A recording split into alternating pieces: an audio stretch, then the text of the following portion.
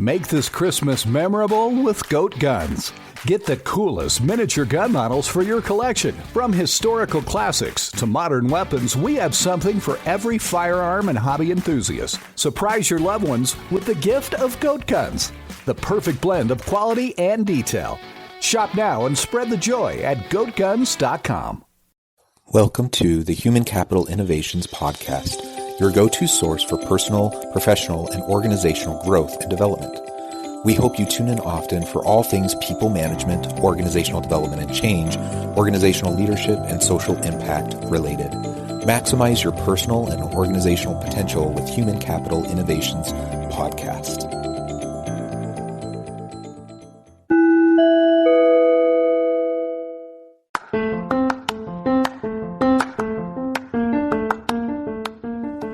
Welcome to the Human Capital Innovations Podcast. In this HCI podcast episode, I talk with Kathi Enderes about building a supportive environment for vital deskless workers.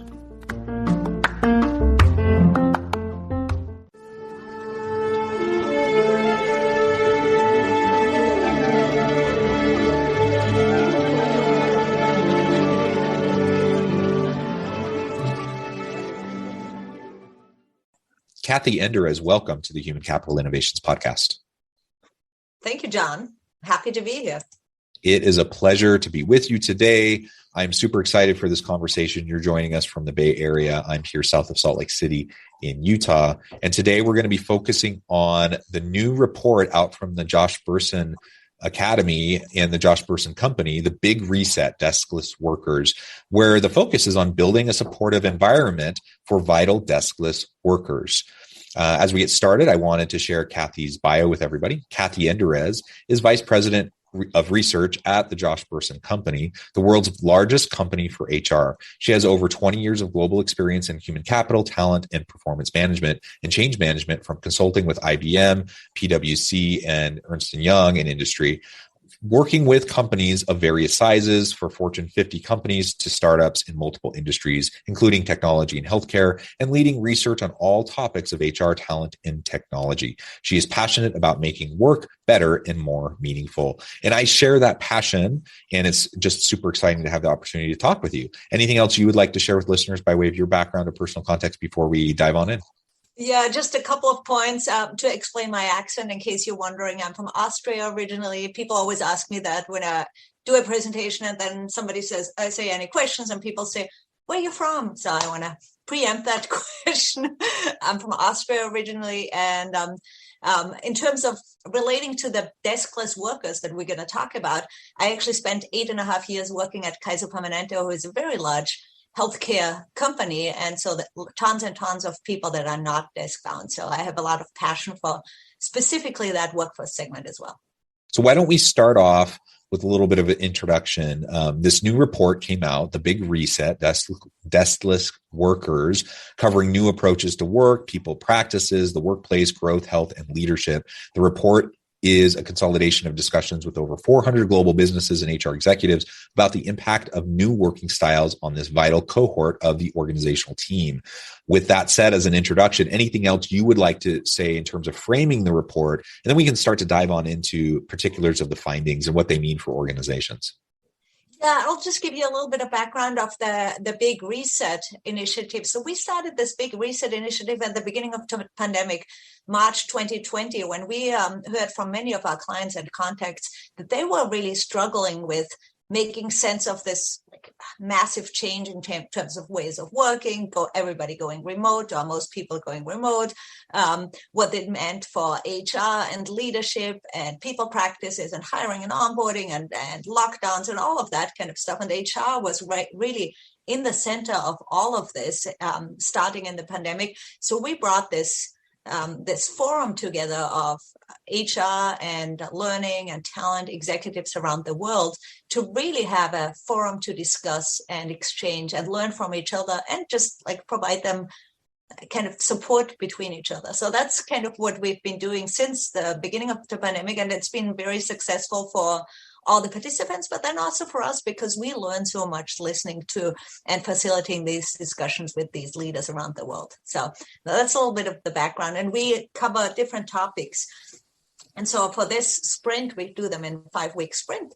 We heard a lot about the need to focus on the deskless worker. So those workers that can't be hybrid. We had done a little bit of a deep dive of hybrid working in the previous sprint of the big reset. And of course, everybody was kind of very confused to how the hybrid working works, how you combine remote work with on-site work and going back to the office and going back from the office home again and all of that. And hybrid work, of course, impacts a lot of people. But then what about the 80% of people who can't actually work in a hybrid world because they are working in a hospital, they're working in a retail store, they're working in a manufacturing site, for example, they're working in hotels or in transportation, they're driving a truck. So we said, what about that workforce segment? So that's why we started thinking about that in a more holistic way as well. Yeah, thank you for that introduction and that framing. And it really is such a challenging thing. The pandemic's not over. I keep on wanting to say post-pandemic, but we're still in the middle of it, for crying out loud, and with new variants and who knows. But what's for sure is that things have changed and they're not going to go back to the way they were before. And the longer we're in this, the more we're learning about how to do it and how to do it effectively. So with that said, what were some of the key findings that come out of this report in terms of deskless workers and how we best approach them? Yeah, I think the first overarching big finding that I'd have is how we consolidate all of this. You got to understand this workforce segment in a different way than you understand the desk-bound workers like us, right? And for that, you need a lot of empathy and design thinking and putting the employee at the center. So that's kind of a mindset shift that I'd see overarching. We can see that what we are doing as we are working on computers all the time is going to work for people that work in a retail store, in their truck, for example. And that goes through all of the components of employee experience, whether that's the work they do, whether that's how the manager manages them, their work site, their workplace, health and well-being, learning and development and growth for them, and trust in the organization and the tools that they have. So they need something different than your desk-bound workers. That's kind of the overarching theme that I'd see there. Yeah, good. Yeah. And so what are some of those things that they need? I'm so glad that you said it that way. We definitely can't look at all people in all organizations as a monolith. Certainly different types of jobs have different constraints. And we get so caught up in talking about virtual work and hybrid work that we leave out a huge segment of the workforce that's not really a great option for. So with that said, and with that understanding in place, now what are some of these key things that we can do in approaching the deskless workers? Yeah, we categorized 7 critical components for creating this excellent employee experience for deskless workers. And we categorized them all starting with a C, just to make them easy to remember and easy to call on. So I'll touch on each one of them. So there's these 7 critical components that are unique and different for deskless workers than they are for desk-bound workers. And what that means also is that HR and leaders need to do something different. So the practices that you have in HR and strategies and the policies and the approaches in HR and leadership need to be different. So let me go through each of them in a little bit. So the first C is what we call connections and creativity. And that has to do with how do you support deskless workers to establish these connections with customers and coworkers, because that's what they're really inspired by. So they want to have the face-to-face connections. We talked with Royal Caribbean, who are a very large cruise line ship company, basically, and they told us their people come to work because they want to connect with their customers face to face, and of course they need time also to disconnect and inspire and be creative. But most deskless people don't have that time. Only 7% of deskless industries, for example, they design work to allow that time for creativity and innovation. And about a third of desk-bound industries like technology or financial services or professional services do so. So we see this really big difference between the practices that deskless industries do and that desk-bound workers do. So that's the first one, connections and creativity. People are rushed, people are overloaded, and that never results in great customer service. So you got to design work to allow for that time for creativity and connections. The second one has to do with coaching and development. How do your managers help and coach and develop the deskless people? The managers of the deskless people, they are usually not deskless, right? So for them, they need their own development and support to actually build that muscle to coach people in that deskless work environment. For example, a large healthcare company we talked with, they doubled down on manager development with kind of this manager to manager mentoring program for their nurse managers, so that their nurse managers can actually help each other to say, how do we coach nurses better as they are providing patient service and patient care? So that's the second C on coaching and development. The third one has to do with commute support and a sense of belonging. Commute support, of course, is important for deskless workers because they actually commute to work. They don't have the opportunity to do hybrid working. So they got to get on the road and they need to go to their work site most of the times. One example we have here, how organizations can support the commute is Honest Burger, they're a high-end burger chain in the UK, and they built their own kind of system for people in the start of the pandemic, for people to find a shift in a restaurant they could walk to or bike to. And now, of course, as they maybe have a little bit more opportunities to get on public transit, for example, they keep this up because it makes everybody's life easier if you have a shorter commute. So commute is really a big deal for the deskless workers. So that was the third C. The fourth C has to do with care and coverage, and that has to do with support for health and well-being for deskless workers and their families. And their families is really important because deskless workers can't be working from home. They need support for caregiving, for their childcare, more so than maybe hybrid workers or people that can be at their desk and maybe have a little bit of more flexibility of where to do their work and how to do their work. The other thing that we also really weighs heavily on deskless workers is many of them live paycheck to paycheck. And so you got to give them financial support to help them balance their finances. And one approach that we've seen successful is what we call on-demand pay. So that lets people access their pay as soon as they earned it, not 2 weeks later when you as an organization want to do their paycheck. So that really reduces stress and increases their well-being.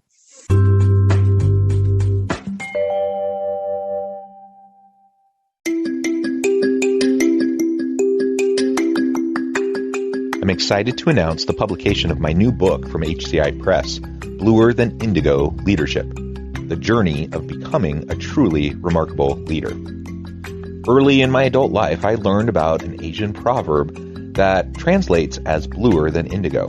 If you think about the color indigo, it is a brilliant, deep, and vibrant blue, what some would call the bluest of blues. To have something that is bluer than indigo is rare and truly remarkable. Contrary to popular myth, there is no one-size-fits-all or cookie-cutter approach to effective leadership. There's no silver bullet, no secret sauce, no go-to model that will solve all of our problems. The truth is, great leaders have all had their unique strengths and flaws, and have all had to discover and then pave their own distinctive path in their life's journey to fulfill their leadership potential. Bluer Than Indigo Leadership will help you discover your own path and explore those ordinary, everyday actions that will help you respond to an uncertain future and produce extraordinary results for individuals, teams, and organizations.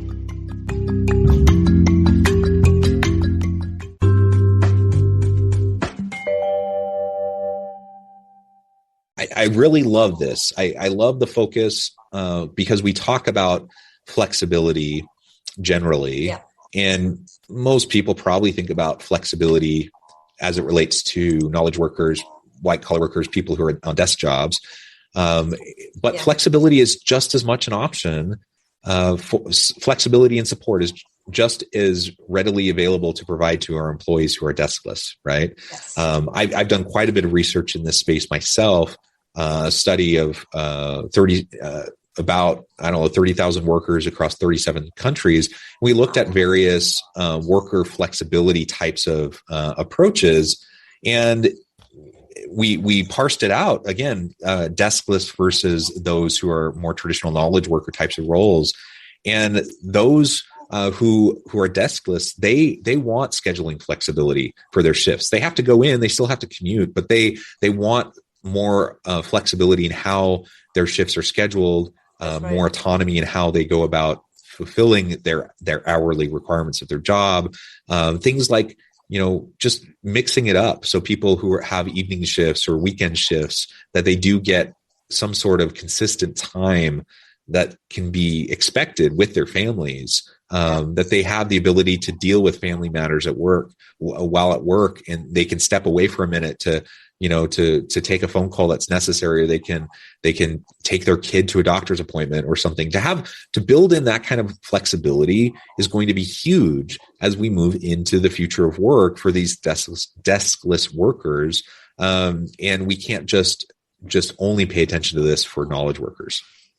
I think that's a really good call out. And I see this across all of these areas. The focus has mostly been on what we call the knowledge workers, or the desk-bound workers, because we thought we had actually a lot of challenges hiring them and retaining them. But now, as it turns out, with the Great Resignation, it's actually a deskless problem more than anything else, right? So it's actually the nurses that quit their jobs. It's the truck drivers that don't want to drive their trucks anymore. And you need them actually even more so than the software engineers, because if you get sick, who's going to care for you, right? It's not an option to say, well, the hospital is closed because we don't have enough nurses, because people or supply chain issues or whatever, or supply right? chain, or if you don't get your groceries, if you order them online, right, and then you don't get them. In the beginning of the pandemic, we actually hit all of these issues, and there, I think it became really, really clear how essential the essential workers really are. So I love the call out on flexibility. I also heard the balance between flexibility and predictability. So how can you make it flexible for the person,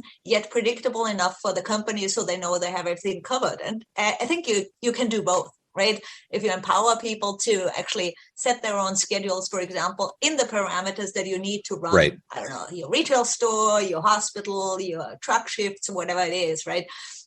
I think giving people these choices and options, and I think technology plays actually a pretty big role in that too. So do you have these systems where people actually can access the schedules, and they don't have to go call some call center or go to the manager, and the manager then has to manage a terrible spreadsheet or whatever. So I think technology can really, really help with that. And there's systems out there. I just talked with a company yesterday that's called WorkJam that, for example, does that exactly for the deskless workers. They're all built for the deskless workers. And the scheduling is actually the killer app for them, because people having flexibility about that and predictability of that schedule is kind of the most impactful things for, I think, the deskless workers, right? Because it's if you know you're going to work this time, well, you know the other time you have with your family. You can, as you said, you can take your kids to a doctor's appointment. You don't have to have backup childcare, whatever it is, right? So yeah. And just as an anecdote to this,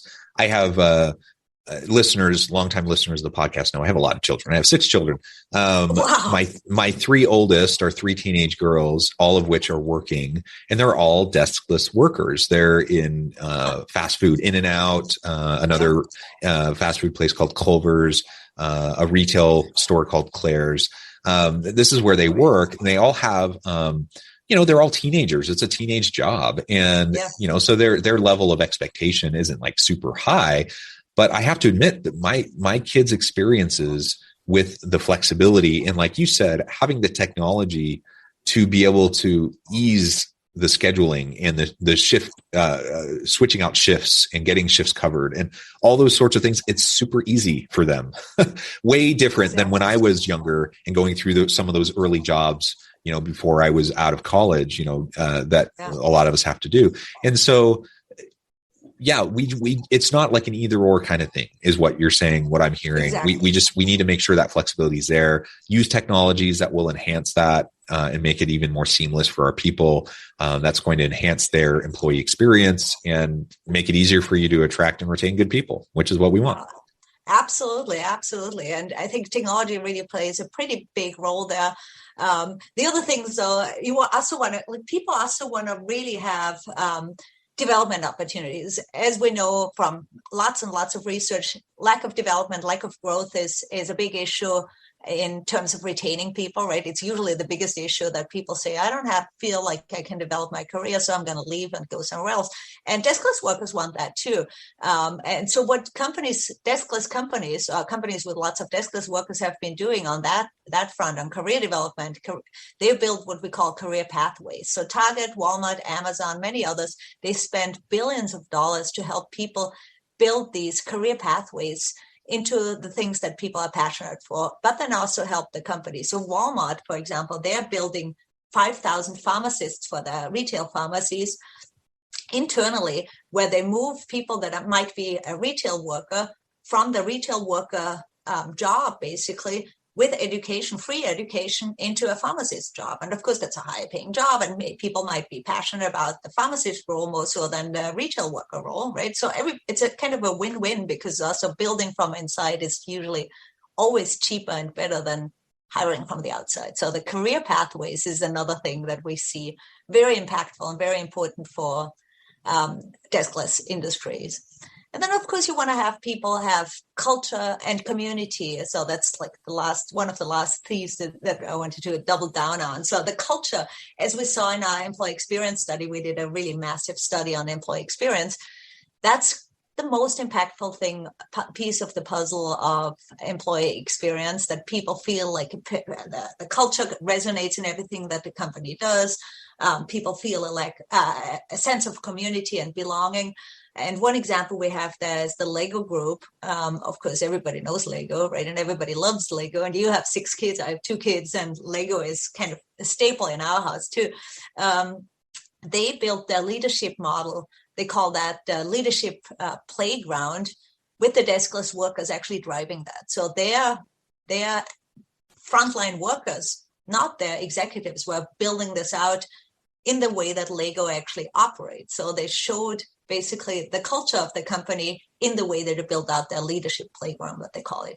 We have a great case study on that. And the last C that I wanted to call out is the communication and collaboration tools. So we've already talked a lot about tools and technologies. They're really a very big supporting element of all of that. But how you communicate, how do you interact with the deskless workers, of course, has to be tailored for them, because they don't have a computer, they don't work at a computer, and they don't want to work at some kind of terminal. I think like years ago we did this thing where we gave people terminals, right, or like, I don't know, computer access. But now the best companies that do this really well, they do it for the phone, right? So they built it for the phone, they built the phone apps, they make it easy for people to access communications, collaboration tools, their schedule, for example, all of those kind of things.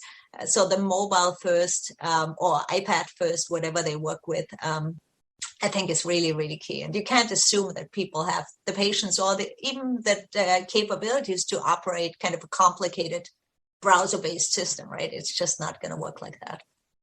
Yeah, excellent. So you've outlined those 7 C's, the main components and the findings of the research. In our final few minutes together, anything else that you would like to highlight that is really important for us to consider for organizational leaders to keep in mind as we move forward into the future of work amidst the great resignation with the challenges associated with deskless workers? Yeah, I think one overarching thing I wanted to call out. Well, first, we have a lot of great examples in our report, so you can read about them. We have 2 big case studies and many other ones embedded in the report, and I mentioned some of them as we talked. But I think the big overarching theme that I'd like to call out for leaders and HR people around the world is really focus on this workforce segment, because I think it has been too long that these have been kind of an afterthought or maybe a commodity. The deskless workers have been treated like a commodity. And now we have the great resignation in place. We actually see it's not working anymore. People demand to be also the focus of your attention, not just the knowledge workers. So I think that mindset shift to really focus on that has to happen, and it has to happen really quickly. And that requires you to really understand who these deskless workers are and what they need. And then tailor your practices, your leadership practices, your HR practices, your tools and your resources towards their needs. Yeah, very well said. Kathi, it has been a real pleasure. I know it's the time and I need to let you go here in a few minutes, but before we close, I wanted to give you a chance to share with listeners how they can get connected with you, find out more about your work, the team there at the Josh Bersin Company, all the great research that you're putting out, and then give us the final word on the topic for today. That's great. Yeah, thank you, John. So the Josh Bersin Company, as John said, we are doing a ton of work on HR research, HR advisory, HR capabilities, building capabilities for HR people, because we see this as a multiplying effort and effect for making work better and making work more meaningful. So we have tons of resources and support systems. You can find some of them on our website, joshbersin.com. And you also find this report there, which is kind of an in-depth playbook that we have for you. So that's a little bit about us. And if you want to get in touch, we also have a way to get in touch on this website as well. I'd love to hear from you. I'd love to hear from how your deskless journey is going and how you're focusing on the deskless workers. And we're going to do a ton more research actually on this segment of the workforce, because we feel it's been too long overlooked and it's time. It is time. Thank you so much, Kathi. It's been a pleasure. It's always a pleasure to talk with you and Josh from the Josh Bersin Company. You're welcome back anytime. And I encourage listeners to reach out, get connected, check out the report, check out all the great research that's coming out of the Josh Bersin Company. I'll put a link in the show notes. And as always, I hope everyone can stay healthy and safe, that you can find meaning and purpose at work each and every day. And I hope you all have a great week.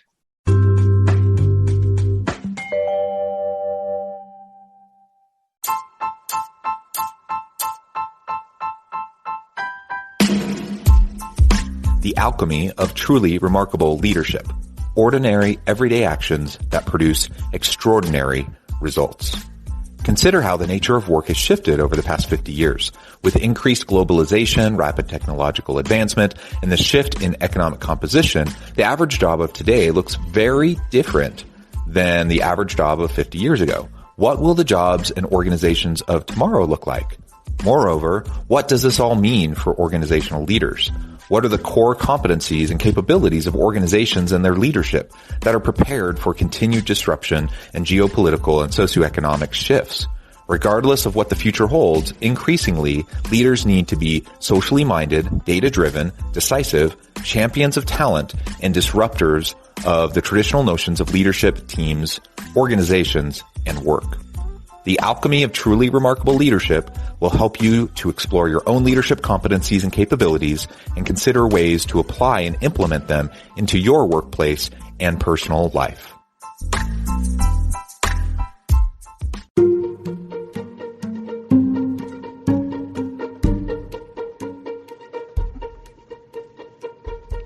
Check out Human Capital Innovations magazine, Human Capital Leadership. Human Capital Leadership is a free, interactive e-magazine with the mission to help individuals, leaders, and organizations find innovative approaches to maximize their human capital potential. We publish issues quarterly in August, November, February, and May. Take a look at the latest issue and let us know what you think.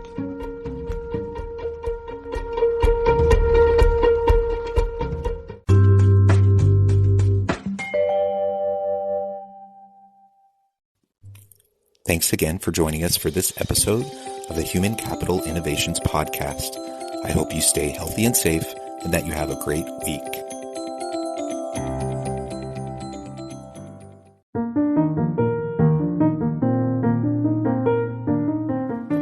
Check out our new weekly LinkedIn newsletter, Alchemizing Human Capital, exploring industry trends via original research and interviews with executives and thought leaders from across the globe.